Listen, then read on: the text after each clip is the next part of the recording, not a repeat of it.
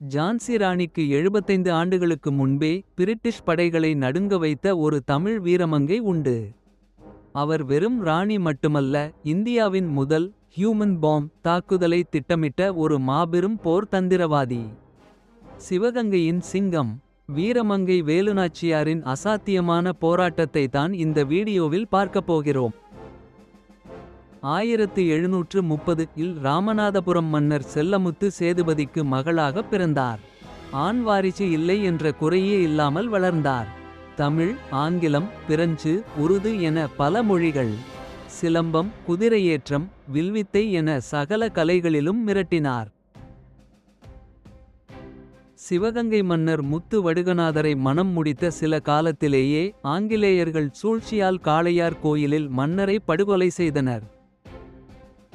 நாட்டை இழந்தார், கணவரை இழந்தார். ஆனால் வீரத்தை இழக்கவில்லை வேலுநாச்சியார். தன் மகளுடன் தப்பிச் சென்றவர் 8 ஆண்டுகள் திண்டுக்கல் விருப்பாட்சியில் தலைமறைவாக இருந்தார். பின்பு ஹைதர் அலியிடம் பேசி 5000 குதிரைப்படைகளை உதவியாகப் பெற்றார். சிவகங்கையை மீட்க அவர் ஒரு திட்டம் வகுத்தார். 1780 விஜயதசமி நாள் சிவகங்கை கோட்டைக்குள் பெண்கள் வழிபட அனுமதி உண்டு. இதை சரியாக பயன்படுத்திக் கொண்டார்.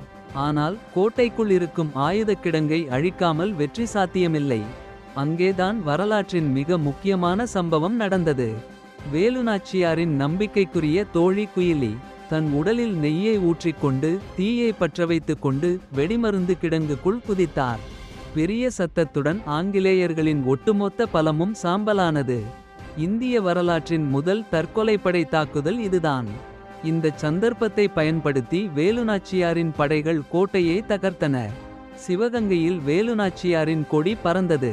இழந்த நாட்டை போரிட்டு மீட்ட முதல் இந்திய ராணி என்ற பெருமையை பெற்றார். 1796 இல் அவர் மறைந்தாலும் அவர் விட்டுச் சென்ற வீரம் இன்றும் தமிழ் மண்ணில் நிலைத்திருக்கிறது. வேலுநாச்சியார் வெறும் வரலாறு மட்டுமல்ல, ஒவ்வொரு பெண்ணுக்குமான தன்னம்பிக்கை பாடம்.